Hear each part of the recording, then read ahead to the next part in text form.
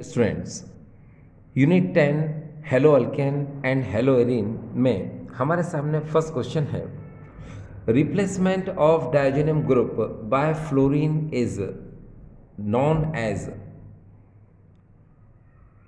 Replacement of diazonium group by fluorine is known as. Hindi में सुने, डायजेनियम समूह का फ्लोरीन द्वारा प्रतिस्थापन होता है या कहलाता है। A option Gattermann reaction, B Sandmeyer reaction, C Balz Schiemann reaction and D Etard reaction. देखिए डियर स्टूडेंट्स, इसका आंसर है बेल्ज शीमैन रिएक्शन। अब ये बेल्ज शीमैन रिएक्शन कैसे है, तो चलो मैं आपको ये बेल्ज शीमैन रिएक्शन समझा देता हूँ। देखो डियर स्टूडेंट्स, सैंडमैन रिएक्शन में हम हेलो एरीन का फॉर्मेशन करते हैं, लेकिन उसमें हम फ्लोरोबेंजीन का फॉर्मेशन नहीं करते हैं। हम क्लोरोबेंजीन या ब्रोमोबेंजीन का फॉर्मेशन करते हैं, ठीक है, लेकिन उसमें फ्लोरोबेंजीन का फॉर्मेशन नहीं होता। हमको फ्लोरोबेंजीन का फॉर्मेशन करने के लिए हमको बेल शीमैन रिएक्शन की ज़रूरत पड़ती है। अब ये बेल शीमैन रिएक्शन है क्या, तो देखिए डियर स्टूडेंट्स, यहाँ पर हमारी शुरुआत हो रही है ये बेल शीमैन के साथ। तो हम यहाँ पर समझेंगे इसको। ये हमारे सामने है बेल्स शीमैन, ये बेल शीमैन रिएक्शन। अब देखिए यहाँ पर ये जो बेल शीमैन रिएक्शन है, इसमें होता क्या है कि सबसे पहले हम यहाँ पर लेते हैं बेंजीन डायजेनियम क्लोराइड। आप इस तरह बेंजीन को लिख सकते हैं और यहाँ पर N2Cl लगा दीजिए। इसका नाम क्या हो जाएगा, बेंजीन डायजेनियम क्लोराइड। ये शॉर्ट में लिख दिया मैंने, बेंजीन डायजेनियम क्लोराइड। अब डियर स्टूडेंट्स, हम इसकी रिएक्शन करते हैं यहाँ पर HbF4 के साथ। इसको हम लोग बोलते हैं फ्लोरोबोरिक एसिड। ये देखिए यहाँ पर फ्लोरो बोरिक एसिड, ये बोरिक एसिड। हम इसको रिएक्ट करते हैं कोल्ड में। कोल्ड का मतलब होता है 273 से 278 केल्विन पर इसको हम रिएक्ट कराते हैं। तो यहाँ पर क्या होता है, आप जानते हो N2 पॉजिटिव होता है, Cl negative, H positive, BF4 negative. तो यहाँ से ये HCl यहाँ से निकल जाता है और BF4 यहाँ पर अटैच हो जाता है। तो देखिए यहाँ पर क्या बनता है, यहाँ पर हमें मिलेगा N2BF4 और यहाँ से जो निकला उसका नाम है HCl। अब यहाँ पर ये जो N2BF4 है, इसको हम लोग बोलते हैं डायजोनियम फ्लोरोबोरेट। ये जो कंपाउंड है डायजोनियम फ्लोरोबोरेट, इसको पूरी तरह से आप बोल सकते हो benzene diazonium fluoroborate, benzene diazonium fluoroborate. ठीक है, इसको हम यहाँ पर जब हीट करेंगे तो इसको एक काम करते हैं, अलग से लिख लेते हैं। ये देखिए यहाँ पर इसे इस तरह से लिखा जाएगा N2, ये BF4, ये देखिए डियर, और यहाँ इसको हीट कर देंगे। जैसे ही हम इसको हीट करेंगे तो यहाँ से BF3 अलग, N2 अलग, और यहाँ पर हमें मिलेगा फ्लोरोबेंजीन। ये देखिए ये हमें मिला फ्लोरोबेंजीन, क्योंकि BF4 में से आप खुद सोचो कि BF3 निकल जाएगा तो एक F यहाँ पर रहेगा और N2 यहाँ से अलग हो जाएगा। तो ये जो हमको मिला फ्लोरोबेंजीन, ये किस रिएक्शन में मिला, बेल शीमैन रिएक्शन में। तो इसका आंसर क्या हो जाएगा डियर स्टूडेंट्स, इसका आंसर हो जाएगा यहाँ पर ये बेल्ज शीमैन रिएक्शन। ठीक डियर स्टूडेंट्स, चलिए अब हम अगले क्वेश्चन की तरफ जा रहे हैं। अगला क्वेश्चन हमारे सामने है ये, इन द रिएक्शन, फिर हमको रिएक्शन दिया है यहाँ पर, ये देखो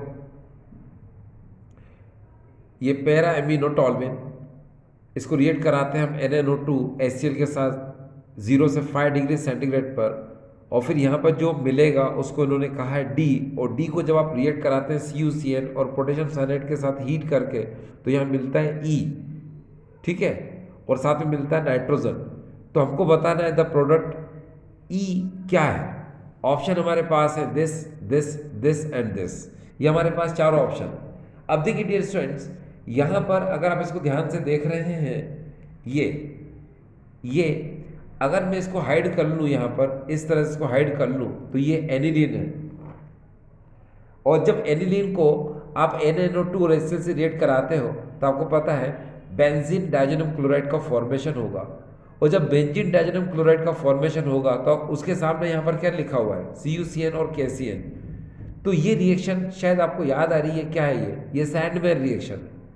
और जब आप सैंडवेयर रिएक्शन करोगे तो यहाँ पर क्या होगा, यहाँ पर NH2 की जगह पर क्या आ जाएगा, Cn आ जाएगा। तो इसका करेक्ट ऑप्शन क्या होना चाहिए आपके हिसाब से, ए होना चाहिए, ये वाला। अब डियर स्टूडेंट्स, यहाँ पर ये ए ऑप्शन कैसे है, तो चलो इसकी शुरुआत करते हैं हम लोग। हमारे सामने है ये कंपाउंड, इसको हम लोग लिख लेते हैं। ये देखिए हमने इस तरह से लिख लिया इसको, यहाँ पर NH2 और यहाँ हो जाएगा CH3 और यहाँ पर NaNO2 और साथ में हम 2HCl लेंगे ऐसे। यहाँ पर 0 से 5 डिग्री सेंटीग्रेड, क्योंकि ये कोल्ड है ना। अब HCl कैसे लिख सकते हैं हम, HCl 2 टाइम्स लिख लो, ऐसे लिख लिया। अब यहाँ से क्या होगा, एक NaCl आप यहाँ से बाहर कर दो, कर दिया, तो यहाँ पर लिख दो आपने ये NaCl को बाहर कर दिया। अब H देखिए यहाँ पर कितने हैं, 1 2 और 2 ये, और ऑक्सीजन कितने यहाँ पर फ्री है, ये 2। तो 2 ऑक्सीजन और 4 हाइड्रोजन ये मिलके क्या बनाएंगे, 2H2O। तो इन 2H2 को आपने यहाँ से बाहर कर दिया। अब देखिए क्या बचा, यहाँ से पर बचा है सिर्फ N और एक N ये बचा है, ठीक है। और यहाँ से सिर्फ एक Cl बचा है। ध्यान रखना, ये वाला H, ये वाला H और ये 2 H और ये 2 ऑक्सीजन, ये सब बाहर जा चुके हैं, 2H2 उन्होंने बना लिया है। यहाँ Na और एक Cl ये भी जा चुका है, यहाँ बचेगा सिर्फ Cl, ये N और ये N, तो हमें मिलेगा बेंजीन डाइजेनम क्लोराइड। देखिए डियर स्टूडेंट्स, ये मिलेगा हमको, ये मिल गया। इसको हम लोग बोलते हैं बेंजीन डाइजेनम क्लोराइड। अब यहाँ पर ये जो बेंजीन डाइजेनम क्लोराइड मिला है, इसको देखिए हमको रिएक्शन कराना है CuCN और KCN के साथ, हीट करना है इसको, है ना। तो चलो हम इसको लिख लेते हैं अगेन, और यहाँ पर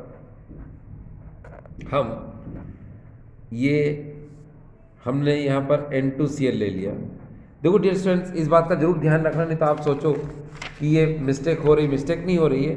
यहाँ पर जरा ध्यान दीजिए, इस NH2 के साथ ये CH3 था लिंक, हमने NH2 में कन्वर्ट करके इसको N2Cl लाए, मगर ये CH3 ऐसा कैसे ही रहेगा। यहाँ इसको यहाँ लिख देता हूँ मैं, नहीं तो ये मिसिंग हो जाए। ये देखिए ये CH3 लिख दिया, इसको अगेन यहाँ पर मैंने CH3 ऐसा कैसे यहाँ पर अगेन ले लिया, जो बना था वो यहाँ ले लिया। अब इसको क्या कराना है मुझे, इसको रिएक्ट कराना है। अगर आप क्वेश्चन को ध्यान से देखो, ये देखो CuCN और KCN के साथ, क्योंकि जो हमको मिला ये D है और हमको बनाना क्या E है ना। तो चलो ये जो हमको D मिला है, यहाँ D लिख देते हैं और इसको हम रिएक्ट कराएंगे CuCN और साथ में आपको पता है KCN के साथ। ये दोनों मिलकर क्या देते हैं, आपको पता है ये दोनों मिलकर हमको Cn नेगेटिव देते हैं। और यही Cn नेगेटिव क्या करता है, ये स्ट्रॉन्ग न्यूक्लियोफाइल है और Cl वीक न्यूक्लियोफाइल है। तो इस वीक न्यूक्लियोफाइल को ये स्ट्रॉन्ग न्यूक्लियोफाइल इजीली क्या कर देता है, डिस्प्लेस कर देता है, आसानी से प्रतिस्थापित कर देता है। तो ये यहाँ से क्या हो जाएगा, ये यहाँ से हट जाएगा, ये यहाँ पर आ जाएगा नीचे, यहाँ से N2 क्या हो जाएगा, ये भी चला जाएगा और इसकी जगह पे क्या आ जाएगा डियर, Cn आ जाएगा। तो मेन प्रोडक्ट जो हमको मिलेगा वो इस तरीके से मिलेगा, नीचे CH3 रहेगा और ऊपर यहाँ पर Cn, ठीक। और जो बाहर निकला वो तो पता ही है आपको, क्या बाहर निकलेगा डियर, N2। बस ये हो गया। तो यहाँ पर आपको ये समझ में आ रहा है कि मेन प्रोडक्ट हमको क्या मिला, मेन प्रोडक्ट हमको मिला डियर ये। अब ये देखिए ऑप्शन में कहाँ है, ये देखिए ऑप्शन में है ए में, ये देखिए। तो ये हमारा आंसर जो है क्लियर हो गया। अब हम अगले क्वेश्चन की तरफ जा रहे हैं। अगला क्वेश्चन हमारा है थर्ड। इस थर्ड क्वेश्चन को डियर स्टूडेंट्स अगर आप ध्यान से देख रहे हैं, इन द रिएक्शन, और यहाँ पर इसको देख लो आप, ये रिएक्टेंट है, यहाँ पर ए का मतलब है कि किसी ना किसी की प्रेजेंस है जो कि हमको बताना है, किसी ना किसी की उपस्थिति है जो हमको बताना है। और ये है डियर प्रोडक्ट। एक बार फिर से सुनो, ये रिएक्टेंट है, ये प्रोडक्ट है, और ये हमको दिया हुआ है प्रेजेंस, ठीक है। तो हमको बताना है यहाँ पर ए क्या हो सकता है। ऑप्शन देखिए हमारे सामने ये है, ए H3PO2 एंड H2O, ये हो सकता है। बी में हो सकता है H पॉजिटिव एंड H2O, ये हो सकता है, ठीक है। और सी में है HgSO4 एंड H2SO4, ये हो सकता है। और डी में है Cu2Cl2, ये हो सकता है। अब डियर स्टूडेंट्स, यहाँ पर आप थोड़ा सा ध्यान से देखें, दोनों को ध्यान से देखिए। आप इस रिएक्शन को, उस रिएक्शन को देख लिया। इसमें ये ऐसा का ऐसा ही है, ये BRB ऐसा का ऐसा ही है। सिर्फ ये N2Cl यहाँ से क्या हो गया, डिसअपेयर हो गया। यहाँ से N2Cl क्या हो गया, गायब हो गया। अब ये N2Cl गायब कैसे हो सकता है? तो इसके लिए आपको यहाँ पर H3PO2 यानी ये A और H2O लेना पड़ेगा। ये H3PO2 और H2O इस N2Cl को यहाँ से क्या कर देते हैं, ख़त्म कर देते हैं। इस N2Cl को ख़त्म कर देते हैं, ठीक है। अब ये किस तरह से ख़त्म होता है, चलो आपको बता देते हैं किस तरह से ख़त्म होता है। इसकी रिएक्शन समझ में आ जाएगी। चलो शुरू करते हैं। देखिए डियर स्टूडेंट्स, इसको अगर आप इस तरह से देखें कि इसकी रिएक्शन कैसे होती है, तो पहले इसको मैं कंप्लीटली लिख के आपको बता देता हूँ। देखिए कैसे होती है। यहाँ पर थोड़ा सा आपको दिखे, ये देखिए। अब मैं इसको ऐसे लिख लेता हूँ, इस तरह से मैंने इसको NO2 को यहाँ ऐसे लिख लिया, और यहाँ पर Br ऐसे कैसे लिख लिया, और यहाँ पर ये N2Cl ऐसे कैसे लिख लिया। देखिए अब आपको दिखेगा, यहाँ पर ये दिख रहा है। अब यहाँ पर A क्या होगा, तो वही तो मैंने आपको बताया कि यहाँ पर H3PO2 एंड H2O होगा। क्यों होगा, चलो देख लेते हैं।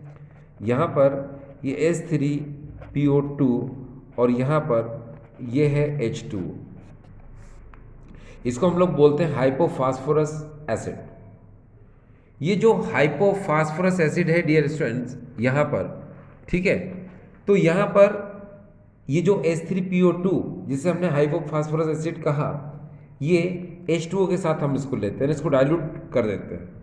अब देखिए क्या होगा कि यहाँ का ये ऑक्सीजन जो है इससे रिएक्ट कर लेता है और फास्फोरिक एसिड का फॉर्मेशन कर लेता है। यानी कि इसने क्या बना लिया, यहाँ पर H3PO3 बना लिया। अब यहाँ पर हाइड्रोजन कितने डियर, ये 2 हाइड्रोजन है।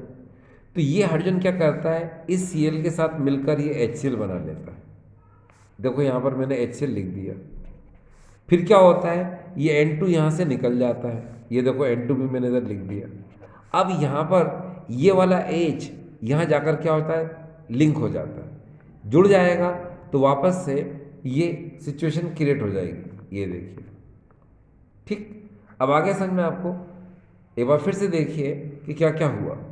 ये जो H3PO2 है, इसको हम डाइल्यूट यानी H2 के साथ लेते हैं, तो होता क्या है कि ये H3PO2 इसके ऑक्सीजन से रिएक्ट करके H3PO3 बनाता है। यहाँ पर 2H को हम ऐसे ब्रेक करेंगे, यहाँ से एक HCl बाहर हो जाएगा, ये N2 बाहर हो जाएगा, और यहाँ पर ये H लिंक हो जाएगा। तो वापस से क्या हो जाएगा, हमको इस तरह से कंपाउंड ऑब्टेंड होगा।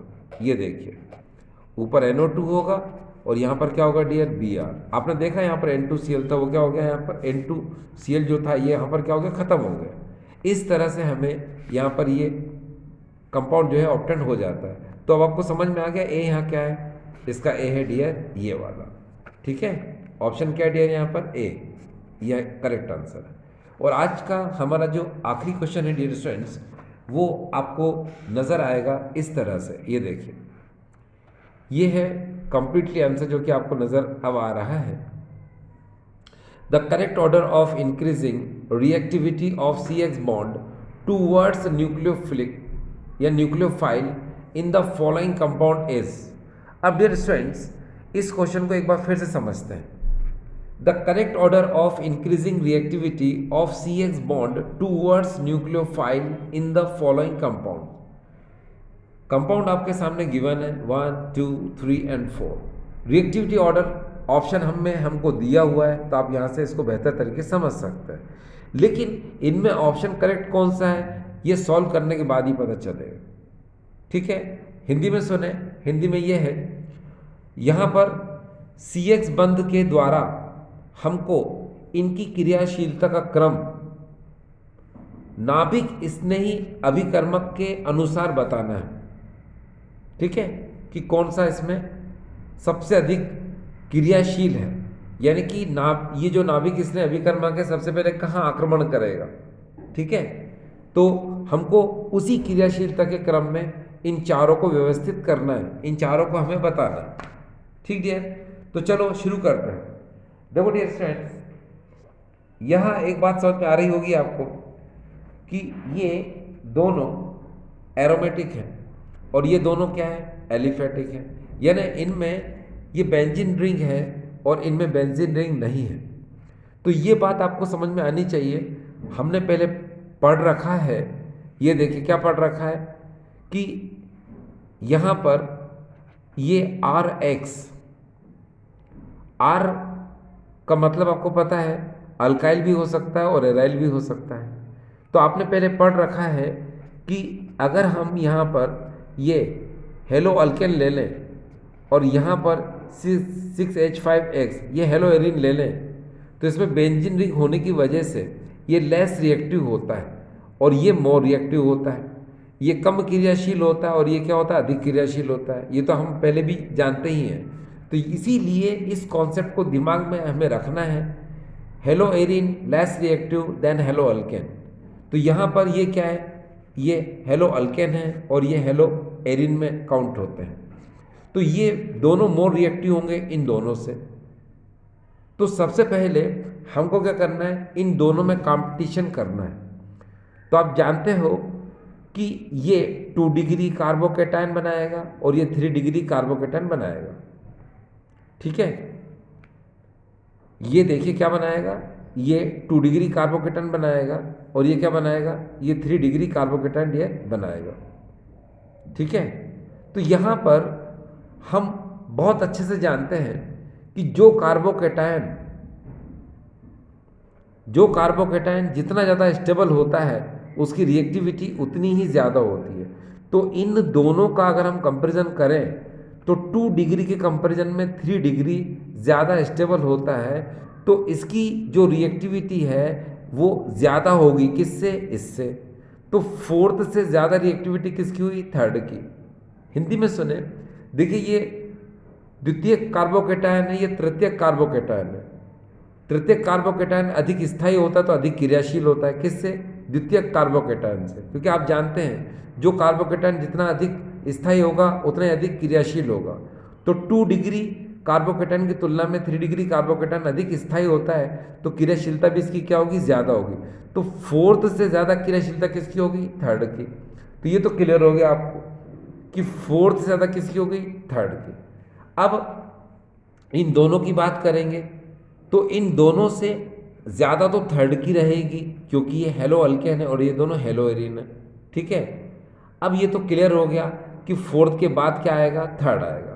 अब इन दोनों में हम क्या करेंगे, कंपटीशन करेंगे। तो आपको पता है ये हेलो एरिन है। ठीक है, इसमें देखिए कोई भी ग्रुप नहीं लगा हुआ है हेलो के अलावा। इसमें हेलो के अलावा NO2 ग्रुप लगा हुआ है और NO2 ग्रुप क्या होता है, माइनस इफेक्ट दर्शाता है एज वेल एज ये -R इफेक्ट भी दर्शाता है। इसीलिए क्या करेगा कि ये जो CX के बीच के जो बॉन्ड है इसको ज़्यादा वीक कर देगा, अधिक क्या करेगा, ज़्यादा कमज़ोर कर देगा। इसलिए ये क्या होगा, अधिक क्रियाशील होगा, किससे, इससे। तो सबसे कम कौन हुआ, सबसे कम डियर कौन होगा, ये है ना। तो फर्स्ट सबसे पहले आएगा, फिर कौन आएगा, सेकंड आएगा, फिर कौन आएगा, 4th आएगा, फिर कौन आएगा, 3rd आएगा। तो इस लिहाज से इसका करेक्ट ऑप्शन क्या होगा डियर, इसका करेक्ट ऑप्शन होगा डियर सी। ये देखिए, तो this is the correct option C. ठीक है, तो आई होप डियर स्टूडेंट्स आज का वीडियो आपको समझ में आया होगा। ठीक है, थैंक यू।